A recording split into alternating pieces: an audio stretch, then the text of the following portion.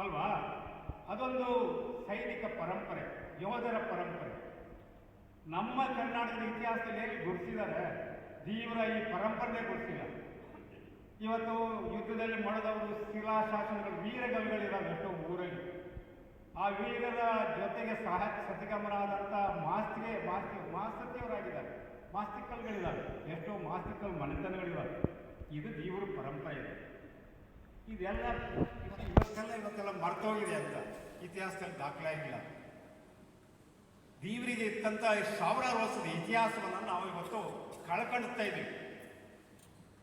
ಈ ಒಂದು ಇದರಲ್ಲಿ ಈ ಅನ್ಯಾಯ ಆಗಬಾರ್ದು. ದೇವರಿಗೆ ನ್ಯಾಯ ಸಿಕ್ಕಿಲ್ಲ, ಐತಿಹಾಸಿಕವಾಗಿ ದೇವರ ಪರಂಪರೆಗೆ ಸರಿಯಾದ ನ್ಯಾಯ ಸಿಕ್ಕಿಲ್ಲ. ಅದಕ್ಕೆ ಇಂಥ ಒಂದು ವೇದಿಕೆ ಬೇಕಾಗುತ್ತೆ. ಸಾಮಾಜಿಕ ನ್ಯಾಯ ಸಿಕ್ಕಿಲ್ಲ. ನಿಜವಾದ ಬುಡಕಟ್ಟು ಸಂಸ್ಕೃತಿ ನಮ್ಮದು. ಈ ಮಲೆನಾಡಿನ ದೇವರಲ್ಲಿರ್ತಕ್ಕಂಥ ಭಾಷೆ, ಜನಪದ,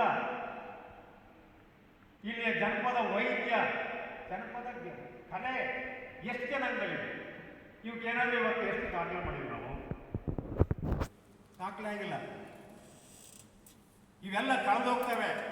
ದೇವರನ್ನ ನಾವು ಕಳ್ಕೊಂಡ್ರೆ, ದೇವರ ಅಸ್ತಿತ್ವ ಕಳ್ಕೊಂಡ್ರೆ ಇವೆಲ್ಲವೂ ಕೂಡ ಅಳಿಸಿ ಹೋಗ್ತವೆ. ಇತಿಹಾಸದಲ್ಲಿ ನಾವು ಇರೋದೇ ನಮಗೆ ಸಾಮಾಜಿಕ ನ್ಯಾಯದಲ್ಲಿ ನಮಗೆ ಮೋಸ ಆಗಿದೆ. ಹಾವನೂರು ಅಂತ ಒಬ್ಬ ಅವತ್ತು ನಿಜವಾದ ಧೀಮಂತ ಅವನು ಹಾವನೂರಲ್ಲಿ ನೇಮಿಸಿದ್ರು. ದೇವರಾಜ ಅವತ್ತು ಹಾವನೂರನ್ನು ಕಳಿಸ್ತಾರೆ ಎಲ್ಲ ಕಡೆ. ಇಡೀ ಊರೂರೆಲ್ಲ ಅನಿತಾರೆ, ಹಿಂದೂರು ಎಲ್ಲರಿದ್ದಾರೆ ಅಲ್ಲೆಲ್ಲ ಬಂದಿರೋ ನಮ್ಮ ಹಳ್ಳಿ ಎಲ್ಲ ಎಲ್ಲ ಗುಡಿಸ್ಲು, ತಟ್ಟಿ ಮನೆ, ಸ್ವಾಗೆ ಗುಡಿಸ್ಲು. ಏನಪ್ಪ ಇಂಥ ದೇವರು ಈಡಿಗಳ ಜೊತೆ ಸೇರಕ್ಕಂತೇವಲ್ಲ. ಈಡಿಗಳು ಅಂದ್ರೆ ಶ್ರೀಮಂತರು, ಅವರು ಸ್ವಲ್ಪ ದೊಡ್ಡವಡಿಕೆದವರು, ಬೆಂಗಳೂರೆಲ್ಲ ಹೆಸರಿದ್ದವರು ಎಲ್ಲ. ಅವ್ರ ಜೊತೆಗೆ ಈ ಜೀವನ ಗುಡಿಸಲು ವಾಸಿಗಳನ್ನೆಲ್ಲ ಸೇರಿಸ್ಬೇಕಾ ಅಂತೇಳಿ ಅವರಿಗೆ ಒಂಥರ ಇದಾಗಿ ಪಾಪ ಒಂಥರ ನೋವಾಗಿ, ಏನಪ್ಪ ನೀವೊಂದು ಮನವಿ ಕೊಡ್ರೆ ಎಲ್ಲ ಸೇರಿ, ನಿಮ್ಮ ಈ ಸ್ಥಿತಿ ಇದೆಯಲ್ಲ, ನೀವೆಲ್ಲ ಟ್ರೈಬಲ್ಸ್ ಆಗಂತ ಬುಡಕಟ್ಟನ್ನು ಸೇರಿಸ್ತೀನಿ ನಾನು ಅಂತ ಕೇಳಿದಾರೆ. ಮತ್ತೆ ಯಾವ ಊರಲ್ಲಿ ಕೇಳಿದಾರೆ ಗೊತ್ತಿಲ್ಲ. ಸ್ವಲ್ಪ ಫುಲ್ ಹಳ್ಳಿಯಲ್ಲಿ ಓಡಾಡಿದ್ದಾರೆ ಪಾಪ. ಆವಾಗ ನಮ್ಮ ಮುಂಡಾಸನ ಹಿರಿಯರು ಎಲ್ಲ ಊರಿಗೆ 3-4 ಜನ ಹಿರಿಯವರು ಇರೋರು. ಅವಾಗ ದೊಡ್ಡ ದೊಡ್ಡ ಜಾಯಿಂಟ್ ಫ್ಯಾಮಿಲಿ ಇರೋರು. ಈ ನಮ್ಮ ಇಡೀ ಒಂದು ಊರಲ್ಲಿ 2-3 ದೊಡ್ಡ ದೊಡ್ಡ ಫ್ಯಾಮಿಲಿ ಇರೋರು. ಉಳಿದವರೆಲ್ಲ ಪಾಪ ಬಡತನ, ಮಾಲೀಕರ ಕೈ ಕೆಳಗಿರೋರು. ಇಂಥವ್ರ ಸ್ಥಿತಿನ ನಾವು ಯಾವ ರೀತಿ ಯೋಚನೆ ಮಾಡಬೇಕಾಯಿತು? ನಾವು ಆ ಪಗಾರ ಜೊತೆಗೆ ಸೇರಲ್ಲ ಅಂತಂದ್ವಿ. ಈ ಯಜಮಾನರು ಪಾಪ ಅವರಿಗೆ ಬೇಜಾರಾಗಿ ಹಾಗೆ ಹೋಗೋದು. ಅವತ್ತೇನಾದರೂ ಸೇರಿಸಿದ್ರೆ ನಾವು ಹಿಂದುಳಿದ ಬುಡಕಟ್ಟು ಆಗ್ತಿದ್ವಿ.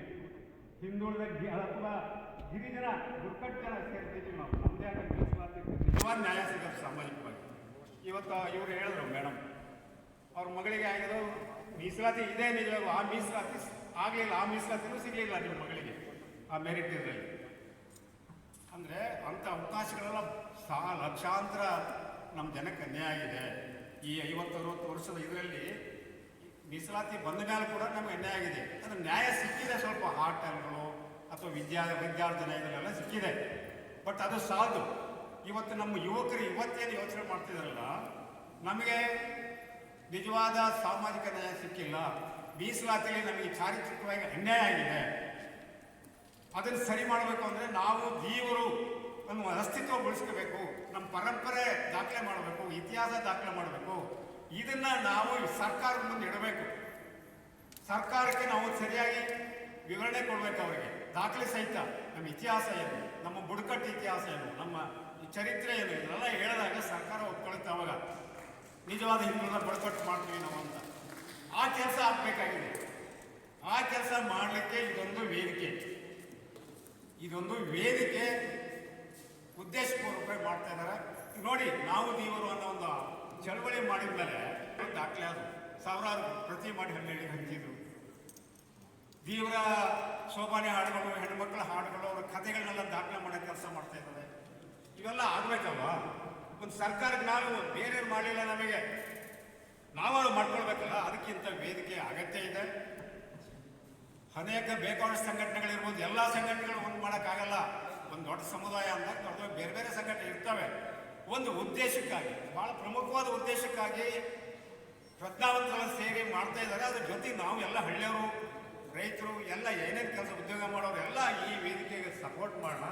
ಪ್ರತಿ ತಾಲೂಕಲ್ಲಿ ವೇದಿಕೆಗಳಾಗಲಿ, ಎಲ್ಲೆಲ್ಲಿ ಜನ ಇದ್ದಾರೆ ನಮ್ಮ ಜನ ಅಲ್ಲಿ ಎಲ್ಲ ಕಡೆ ಆಗಲಿ, ಪಂಚಾಯತಿ ಮಟ್ಟದಲ್ಲಾಗಲಿ ಒಂದು ಸಂಘಟನೆ ಆಗಿ ಒಂದು ದೊಡ್ಡ ಮಾಸ್ ಆಗಿ ಒಂದು ಧ್ವನಿ ಎತ್ತಬಹುದು. ಆವಾಗ ಒಂದು ರಾಜ್ಯ ಮಟ್ಟದಲ್ಲಿ ಅವಾಗ ಸರ್ಕಾರ ಗುರುತಿಸುತ್ತೆ, ನಮ್ಮನ್ನು ಅಧಿಕಾರ ಆಳವರು ಕೂಡ ಗುರುತಿಸ್ತಾರೆ, ನಮ್ಮ ಜನಪ್ರತಿನಿಧಿಗಳು ನಮ್ಮ ಪರವಾಗಿ ಮಾತಾಡ್ತಾರೆ.